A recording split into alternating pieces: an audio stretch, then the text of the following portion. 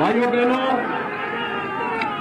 इटावा का अपना पौराणिक और ऐतिहासिक महत्व है। भाइयों बहनों, इटावा का काली वाहन मंदिर में मां काली प्रतिष्ठित है। मैं काली मां की इस पावन धरा को कोटि कोटि नमन करते हुए यहां के क्रांतिकारियों ने देश की आजादी के लिए जो योगदान दिया, उन सबको भी नमन करते हुए आप सबका अभिनंदन करता हूं। भाइयों बहनों, इटावा को एक बार फिर से उसका गौरव प्रदान करने के लिए भारतीय जनता पार्टी की डबल इंजन की सरकार लगातार कार्य कर रही है और उसी श्रृंखला का परिणाम है कि यहां पर जब रामशंकर जी ने, सरिता भदौरिया जी ने और यहां पर सावित्री कठेरिया और इन सभी हमारे जनप्रतिनिधियों ने जब प्रयास किया, आज हम लोग यहां पे पंचनद की परियोजना को भी साकार रूप प्रदान करने के सामने आगे बढ़ रहे हैं। और इसीलिए मैं आप सबका आह्वान करने के लिए आया हूं कि भाइयों बहनों, कोरोना कालखंड में भी मैं इस क्षेत्र में आया था और 5 इन क्षेत्रों में आकर के मैंने उस समय आपके इस क्षेत्र का दौरा किया था जब कोरोना महामारी से तमाम लोग परेशान थे। और उस समय मैंने आपको एक बात के लिए आश्वस्त किया था कि कोरोना महामारी वैश्विक महामारी है और इस वैश्विक महामारी के दौरान आपकी समस्या का समाधान करने के लिए किसी ने कार्य किया था तो भारतीय जनता पार्टी की डबल इंजन की सरकार ने किया था। आप मुझे एक बात बताइए, जो लोग इटावा को अपनी व्यक्तिगत बपौती मान लिए थे, क्या इटावा में ये लोग कोरोना कालखंड में देखने के लिए आए थे?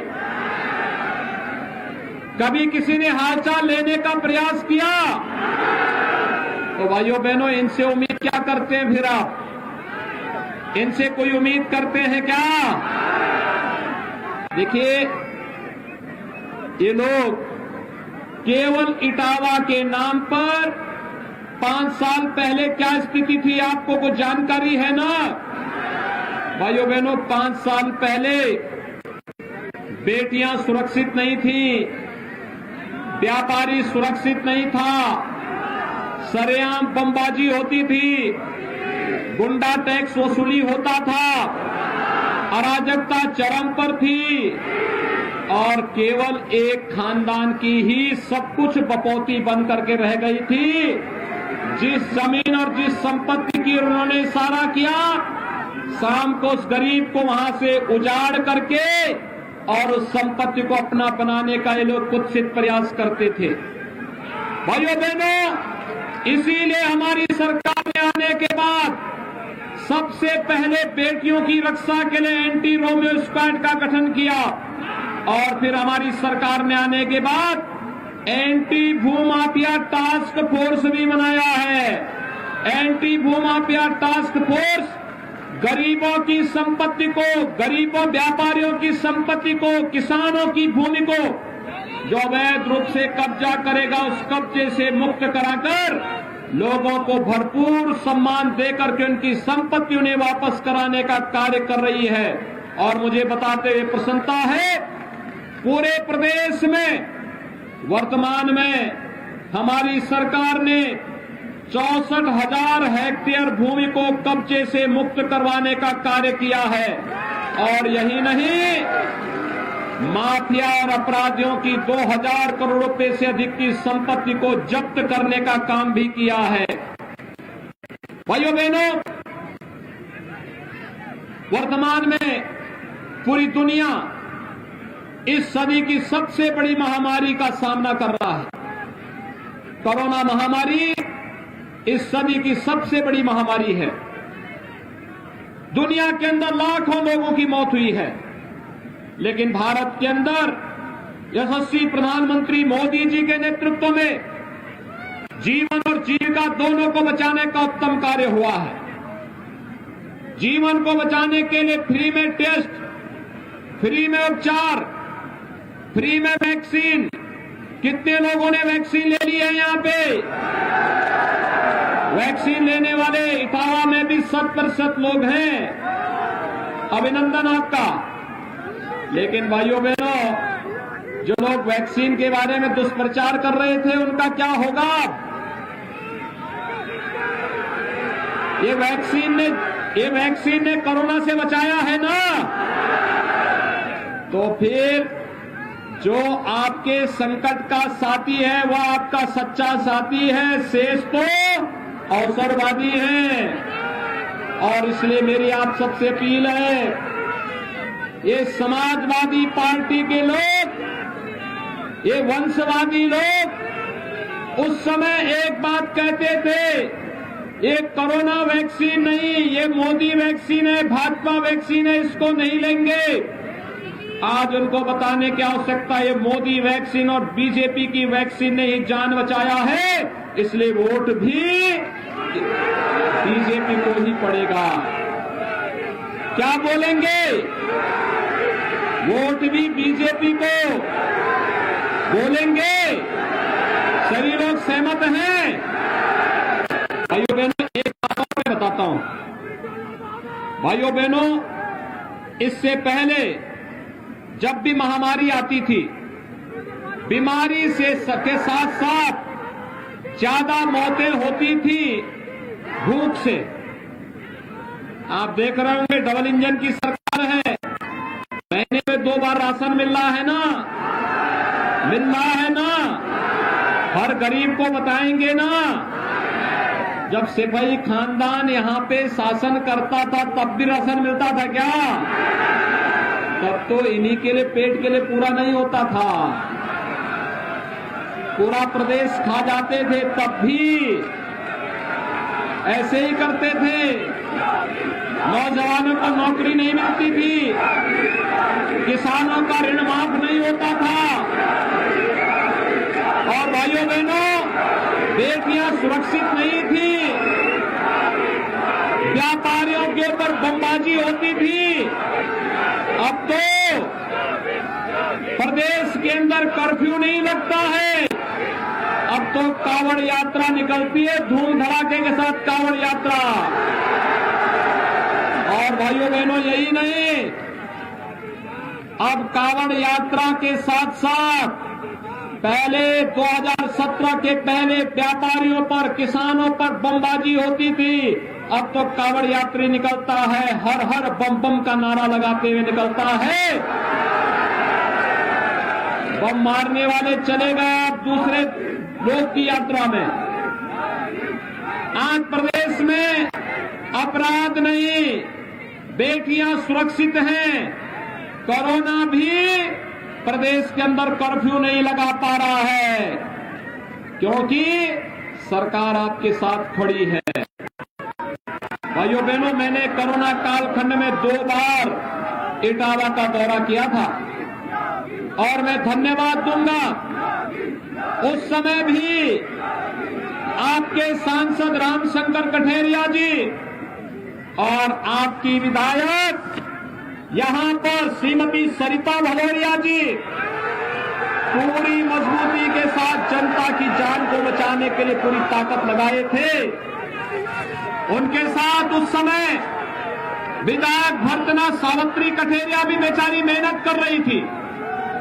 पूरी मेहनत के साथ उन्होंने जनता जनार्दन की सेवा की, और जनता जनार्दन की सेवा करने के साथ अपनी जनता को फ्री में उस समय वैक्सीन दिलाना, फ्री में उपचार कराना, कैंटीन चलाने का काम इन्होंने किया था। पहली विधायक थी जो फ्री में जनता के लिए कैंटीन चला रही थी। और तब मैंने प्रदेश के अन्य विधायकों से भी कहा था कि जैसे इटावा में वहां की विधायक सरिता भदौरिया कैंटीन चला रही गरीबों के लिए, वैसे ही आप भी चलाइए। और पूरे प्रदेश के अंदर भारतीय जनता पार्टी के विधायक कैंटीन चला रहे थे। भाइयों बहनों, विधायक हो तो ऐसा हो जो दिन रात कार्य कर सके, वीरांगना की तरह आपके लिए लड़ सके, आपके हितों के लिए कार्य कर सके। आप पे संकट आता है, मुझे बताइए, संकट आता है, ये चाचा भतीजे कहीं दिखाई देते हैं क्या? संकट आता है तो ये सिपाही खानदान जो महाभारत के सभी रिश्तों को पाला हुआ है, क्या कहीं दिखाई देता है क्या? इनका तो नारा है कि सबका साथ, लेकिन सिपाही खानदान का ही विकास, बाकी इसके बाहर किसी का विकास नहीं करते। अभी मैं सिरसागंज से आ रहा हूं, श्री हरिओम यादव हमारे प्रत्याशी हैं। वे कह रहे थे चूंकि मैंने सिपाही खानदान के सामने मैं नतमस्तक नहीं हुआ, मैंने उनके अन्याय का विरोध किया, तो उन्होंने मेरा भी टिकट काटने का कुत्सित प्रयास किया। मैंने कहा इससे तुम लोग राम विरोधी हो, कृष्ण विरोधी हो, तुम्हारे साथ तो रहना ही अपने जीवन को बेकार करना है। मैं तो भारतीय जनता पार्टी के साथ चला और वह भारतीय जनता पार्टी के प्रत्याशी के रूप में सिरसागंज से चुनाव लड़ रहे हैं। और भाइयों बहनों, आप सोचिए, देखिए ना, आप देख लीजिए ना क्या स्थिति है वर्तमान में। यानी कभी भाइयों बहनों, कभी आपने देखा होगा, कभी आपने मुलायम सिंह जी को देखा होगा, उनके साथ में शिवपाल यादव सदैव उनके साथ में खड़े रहते थे। लेकिन आज उस शिवपाल यादव जो प्रदेश का नेता था, उस बेचारी की क्या दुर्गति कर दी है, क्या दुर्गति कर दी है। और पूरी योजना समाजवादी पार्टी ने बना दी है। लेकिन हम तय कर सकते हैं, जसवंत नगर से विवेक साक्य ही विधायक बनेंगे, यह तय हो चुका है। इटावा सदर से अगर श्रीमती सरिता भदौरिया विधायक बनेंगी तो विवेक साक्य जसवंत नगर से, और भरतना सुरक्षित से डॉक्टर सिद्धार्थ शंकर दोरे विधायक बनेंगे। इटावा की तीनों सीटों पर भारतीय जनता पार्टी का परचम लहराएगा। भाइयों बहनों, मैं आपसे पूछना चाहता हूं, 5 साल पहले जो गुंडागिर्दी इटावा में थी, इन 5 सालों में भी किसी ने गुंडागिर्दी करने का दुस्साहस किया है क्या? बेटियां 5 साल पहले सुरक्षित थी, इन 5 वर्षों में तो हर बेटी सुरक्षित है, हर व्यापारी सुरक्षित है,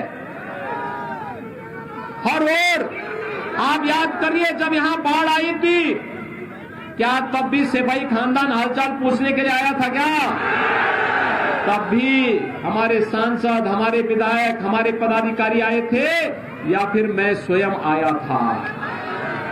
और तब फिर मैंने कहा था, पंचनद की परियोजना को पूरा करेंगे।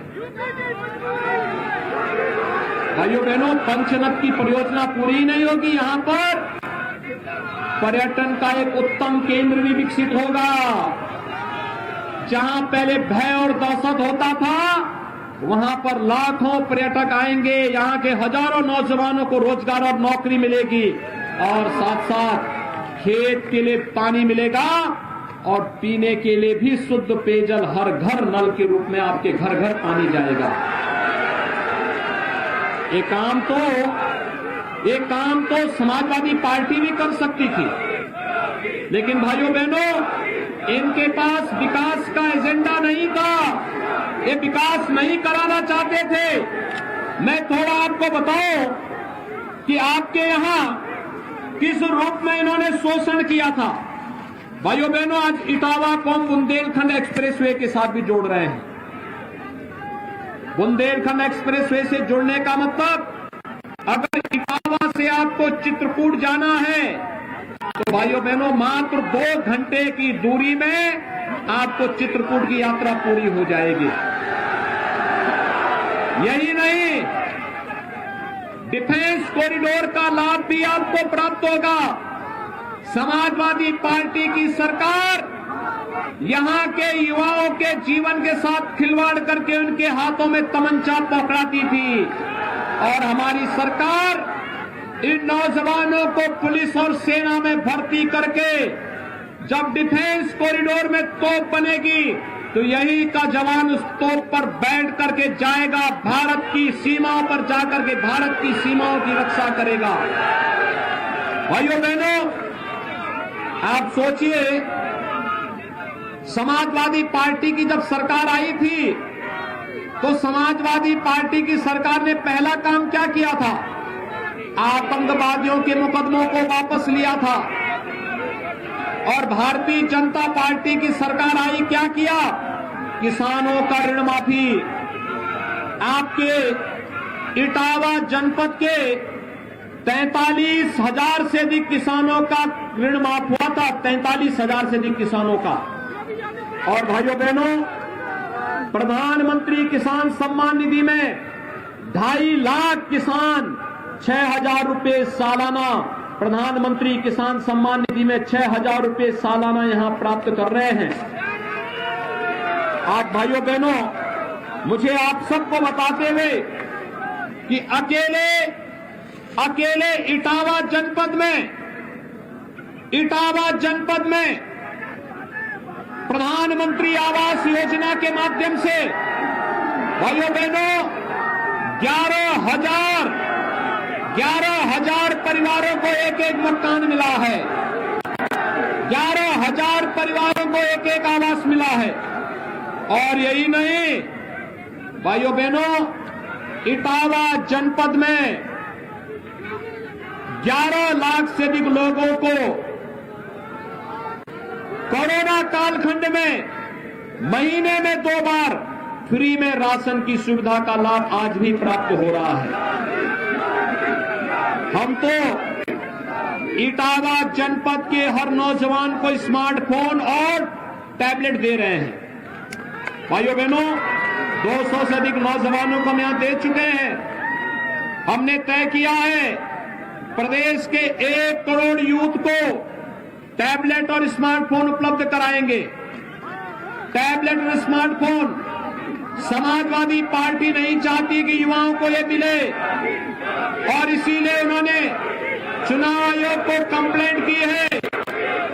कंप्लेंट इस बात की है कि ये नहीं मिलना चाहिए, और हमारी सरकार ने तय किया है अभी हम 1 करोड़ दे रहे हैं। और भाइयों बहनों, 10 मार्च को सरकार बनने दीजिए, प्रदेश के 2 करोड़ युवाओं को टैबलेट और स्मार्टफोन देने का कार्य डबल इंजन की सरकार करेगी।